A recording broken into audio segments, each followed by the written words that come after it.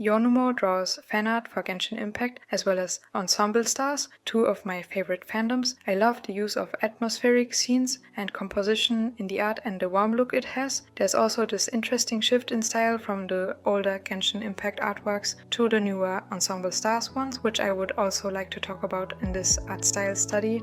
Hi, I'm May and we'll go over different elements. Let's start with the first element, the line art.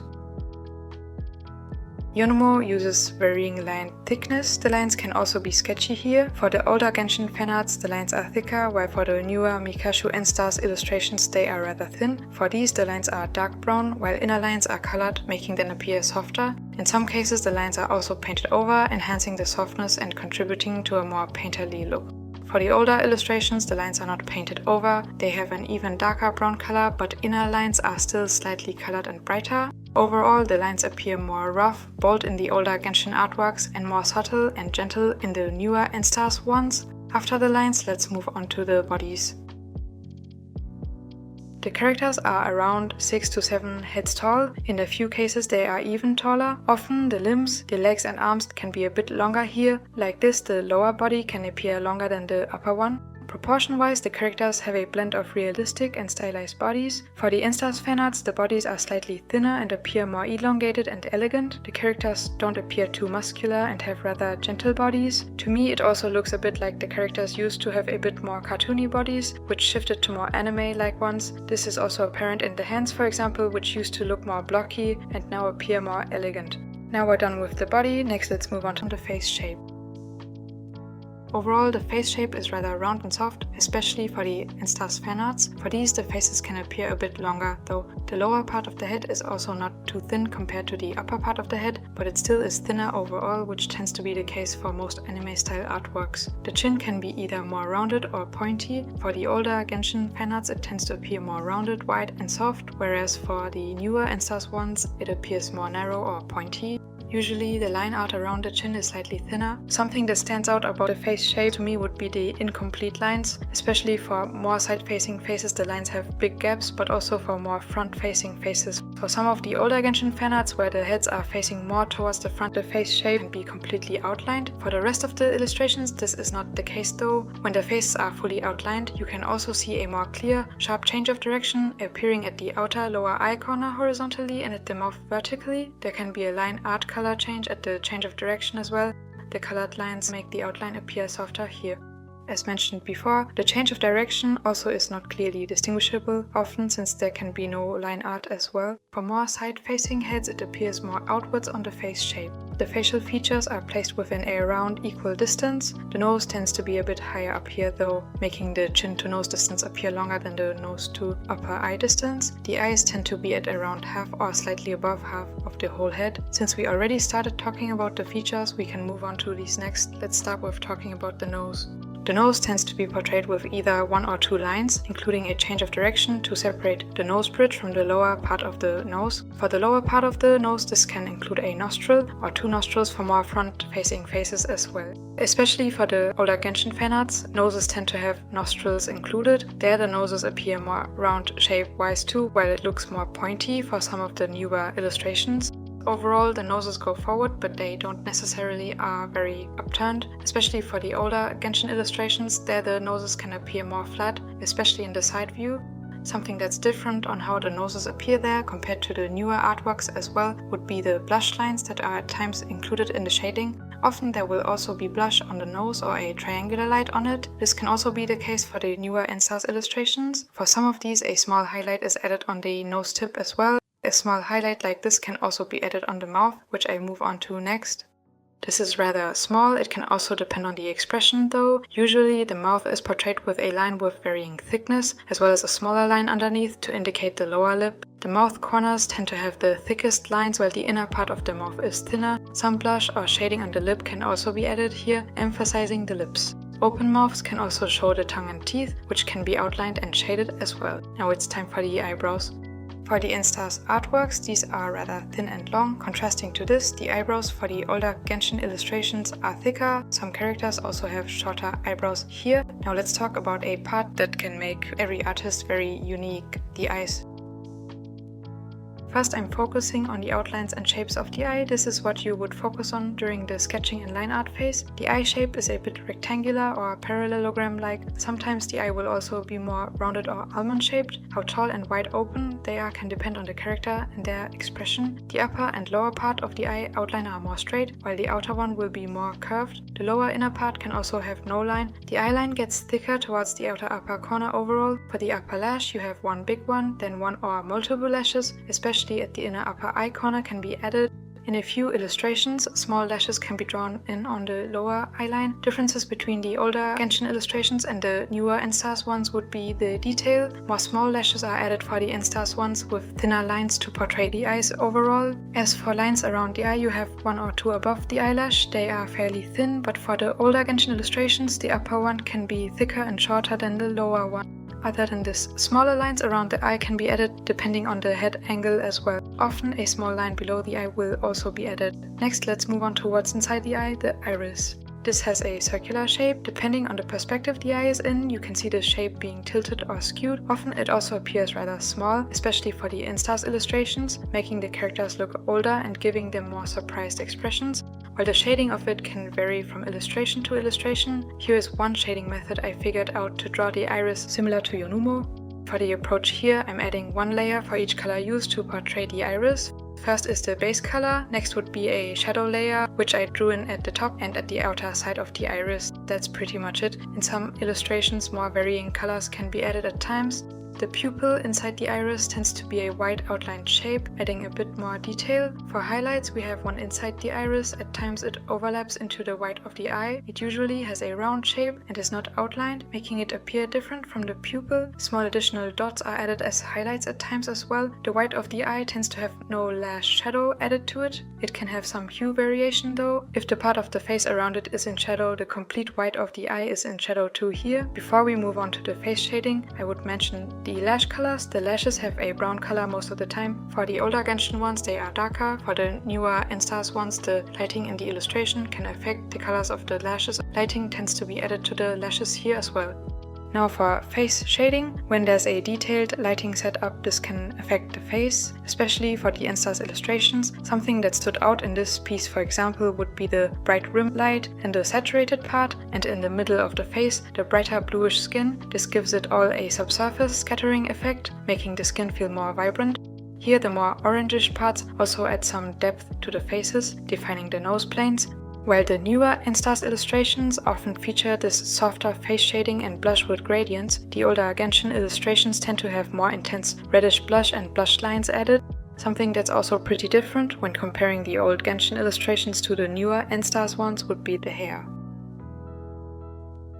First, let's talk about the lines. For the older illustrations, we have a lot of varying line thickness. A lot of the lines are very thick. Inner lines can be colored, while outer ones are darker. The Enstars illustrations have much thinner hairlines, which are painted over at times as well. The lines also have some varying line thickness. There tend to be less lines than for the Genshin illustrations mentioned before, and hair strands often appear thinner. Overall, the rough line art makes the hair look fluffy, dynamic and soft here.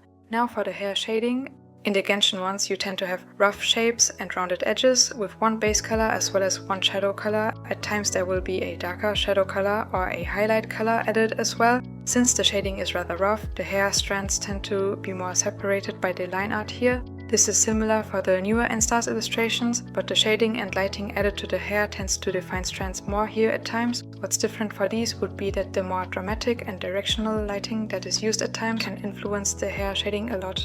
Here are the layers for the hair shading. First a base layer, then a first shadow layer, next a second darker shadow layer, and finally a hue variation layer, on which I included a bluish color for the part in light and a pinkish color for the part in shadow. In some illustrations, small highlights can be added as well. When it comes to hair over facial features, they are still a bit visible underneath. The clothes in Yonumo's art are portrayed with thick lines for the silhouettes and thinner lines for the inner parts. The silhouette lines will also be darker, while the inner ones are colored and lighter. Folds are portrayed through both lines and shading. The clothes often appear pretty dynamic with how the outfit pieces and the folds flow. Aesthetic-wise, the outfits can be casual, cute, or more formal.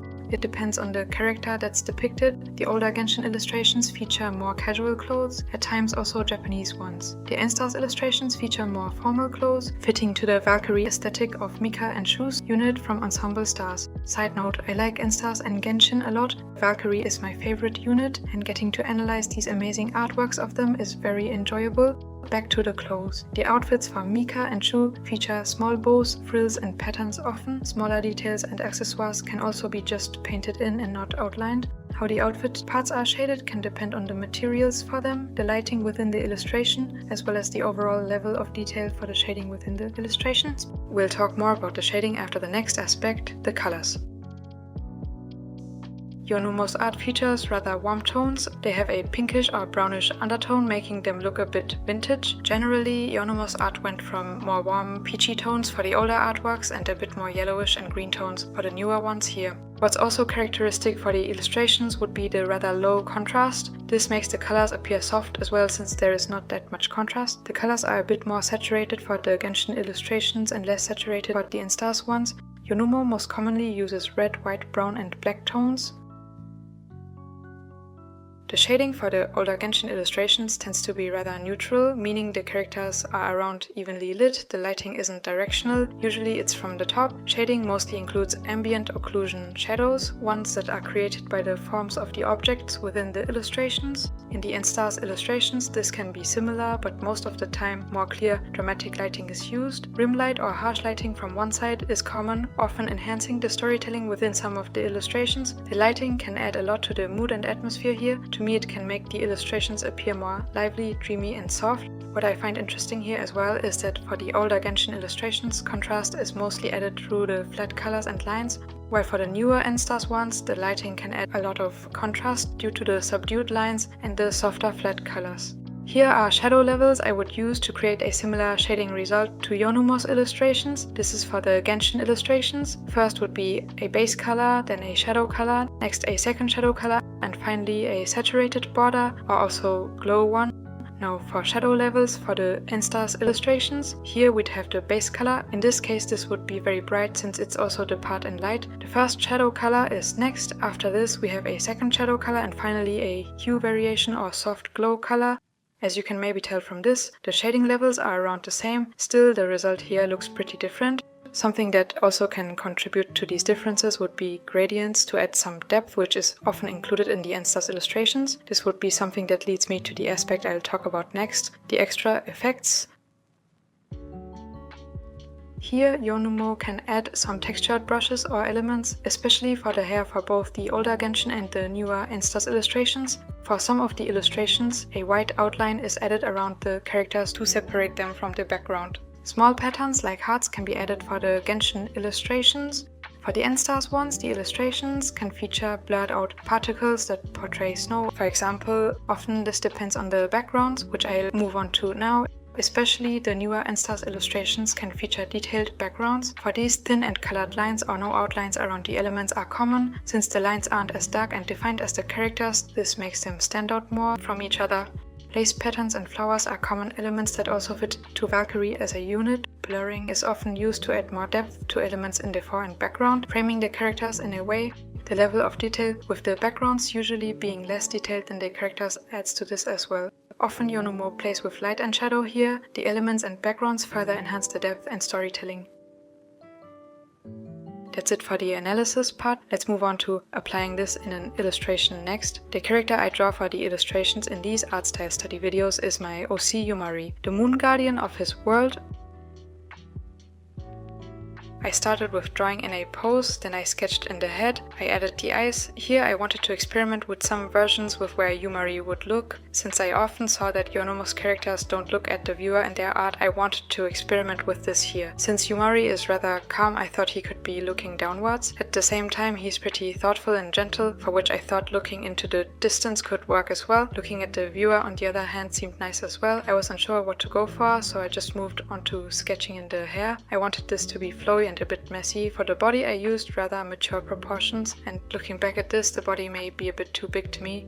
I sketched in the outfit next. I like to add some elements and adjust Yumari's initial outfit depending on the artist I'm studying here. In this case, I added some ruffles for the sleeves and at his neck. I also added a few accessoires, such as a wristband, bows and small clips with moon and star shapes. Since Yumari is the moon guardian of his world, this seemed fitting to me. It also got me thinking about where I would like Yumari to be in this illustration. I imagined he'd be up in the clouds in kind of a sky palace, and I added a bit of architecture and big curtains at the front. I also made Yumari grab onto this curtain, which blends him a bit more into the background to me. To check the proportions, I filled in the silhouette for Yumari's head, hair and body after this.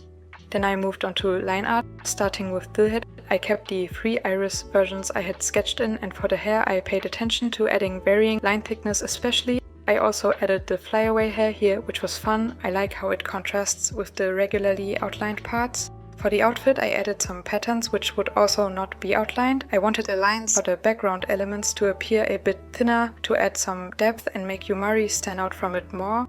I struggled a bit with adding lines for the curtain in front. I knew I could also add shading to define some folds here later on, but since I didn't know how I would do this yet, I was unsure what lines to draw in here. Next, after erasing overlapping line art parts, I filled in the flat colors.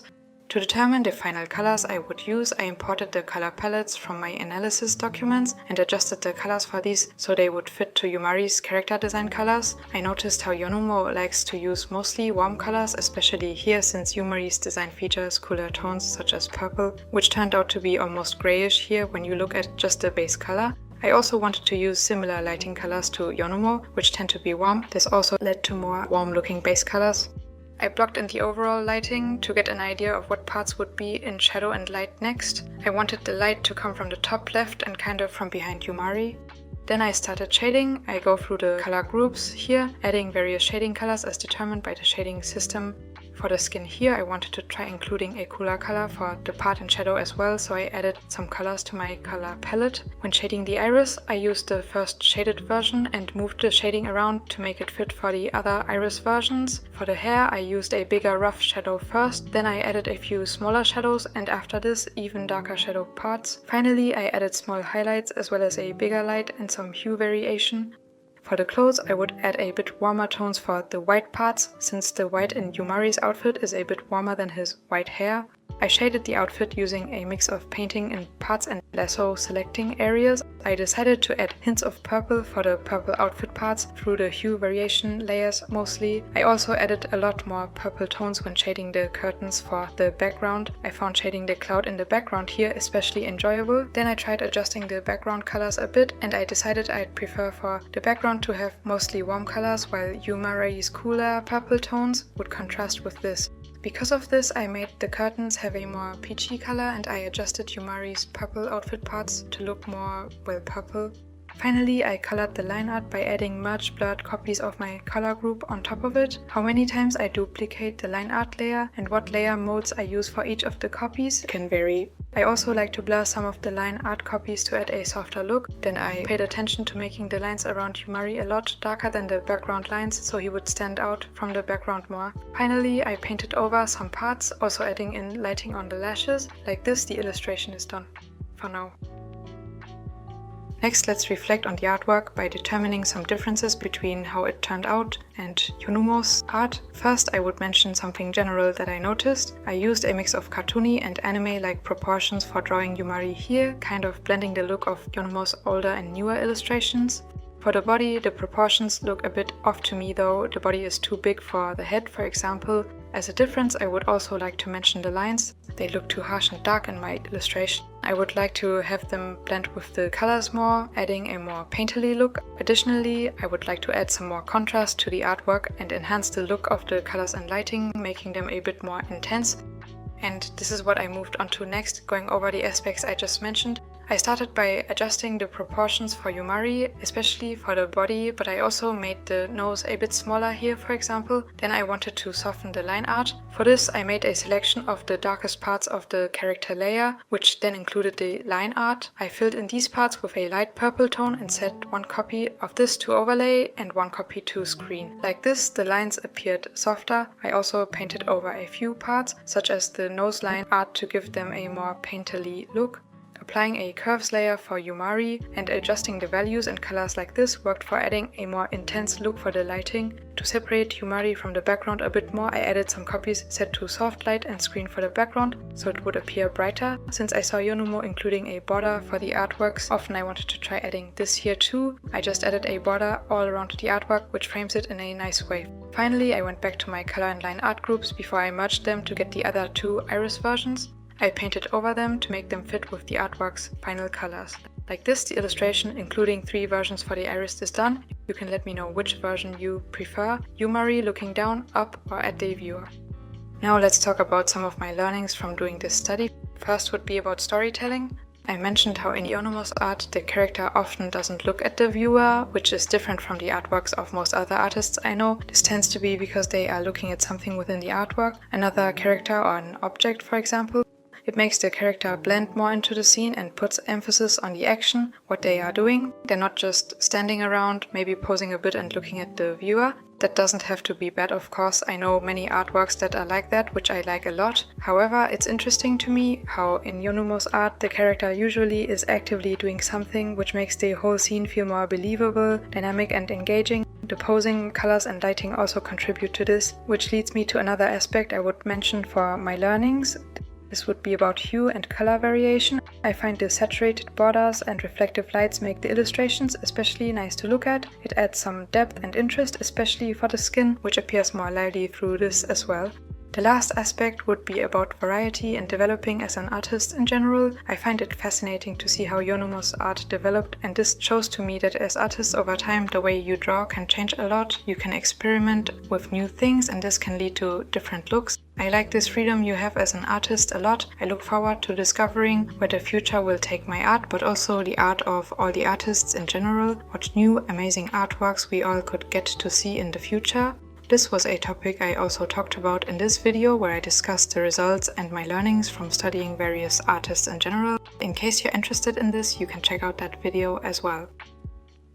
That's it for the study. What were some of your biggest learnings and what are your thoughts on the topic I just mentioned? Feel free to leave your thoughts and any general feedback in the comments. In the video description you can find links to Yonumo's art as well as a link to my Patreon where I also share full screen recorded process videos, time lapses and full resolution images of my art. Thank you for watching, have a nice day, bye.